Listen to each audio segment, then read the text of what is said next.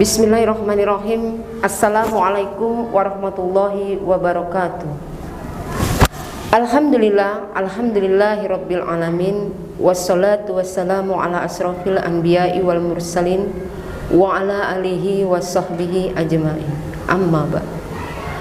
Allahumma sholli ala sayyidina Muhammad wa ala ali sayyidina maulana Muhammad.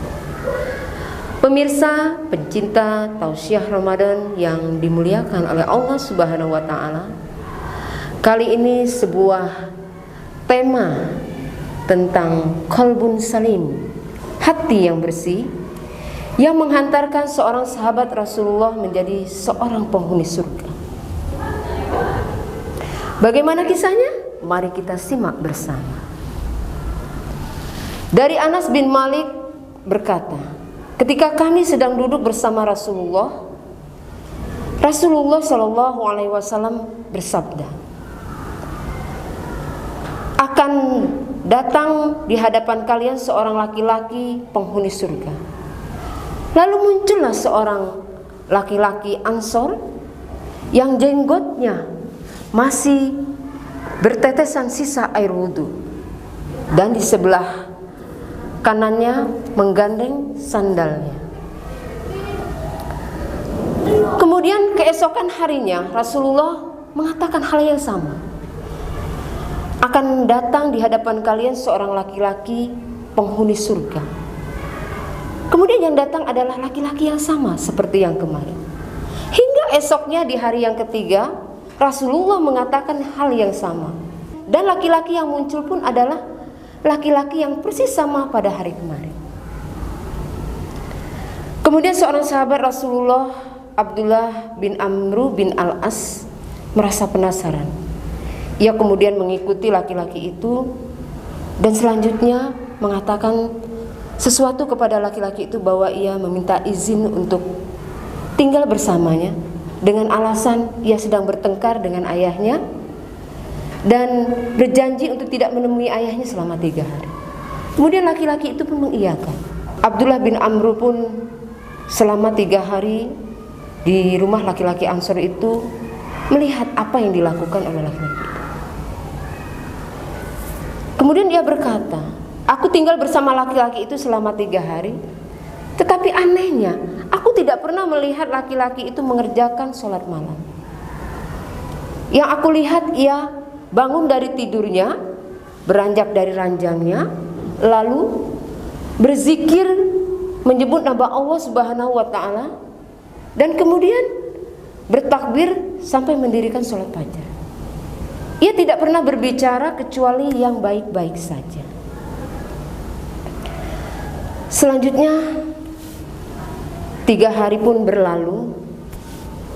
Abdullah bin Amru berkata kepada laki-laki Ansor tersebut, wahai saudaraku, sesungguhnya antara aku dan ayahku tidak pernah terjadi pertengkaran sama sekali, seperti yang pernah kukatakan kepadamu. Tetapi aku selalu mendengar Rasulullah mengatakan tentangmu, akan datang di hadapan kalian seorang laki-laki penghuni surga. Kemudian muncullah engkau selama 3 hari itu. Sesungguhnya amalan apa yang engkau kerjakan sehingga Rasulullah menyebutmu sebagai penghuni surga? Sementara selama 3 malam aku tidak melihat engkau mengerjakan amalan yang banyak. Kemudian laki-laki itu pun menjawab, wahai saudaraku, memang tidak banyak amalan yang aku lakukan kecuali seperti apa yang engkau lihat. Tetapi ketahuilah saudaraku, bahwa di dalam hatiku tidak pernah ada keinginan untuk membenci saudaraku sendiri, keinginan untuk iri dengki terhadap apa yang Allah berikan kepada saudaraku yang lain. Kemudian Abdullah bin Amru pun berkata, wahai saudaraku, sesungguhnya inilah amalan yang engkau lakukan yang telah meninggikan derajatmu hingga kami tidak mampu melakukan.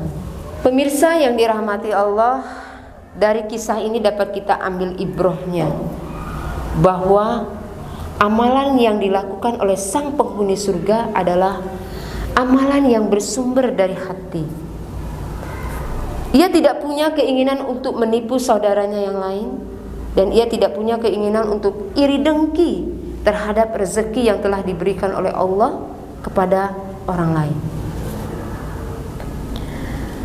Kemudian kebersihan hati itu juga salah satunya adalah jiwa yang ingin saling memaafkan, memaafkan antara saudara. Tidak ada rasa ingin menzolimi saudara yang lain, tidak ada keinginan untuk hasad dan menyimpan dendam di dalam hati, dan lebih mengutamakan ampunan dari Allah Subhanahu wa taala sehingga kita ikhlas memaafkan kesalahan saudara kita yang lain. Sebagaimana di dalam surat Asy-Syura Allah berfirman, yang artinya yaitu hari di mana harta dan anak tidak berguna kecuali orang-orang yang menghadap Allah dengan hati yang bersih. Dengan hati yang bersih kita dapat selamat di yaumil akhir kelak, dan dengan hati yang bersih kita dapat menghadap Allah Subhanahu wa taala. Kemudian jadikan satu motivasi perkataan seorang ulama yang mengatakan, barang siapa yang hatinya bersih dari kebencian terhadap salah seorang kaum muslimin, maka ia telah mewarisi sifat penghuni surga. Demikianlah tausiah ini, semoga berguna. Billahi taufiq wal hidayah. Wassalamualaikum warahmatullahi wabarakatuh.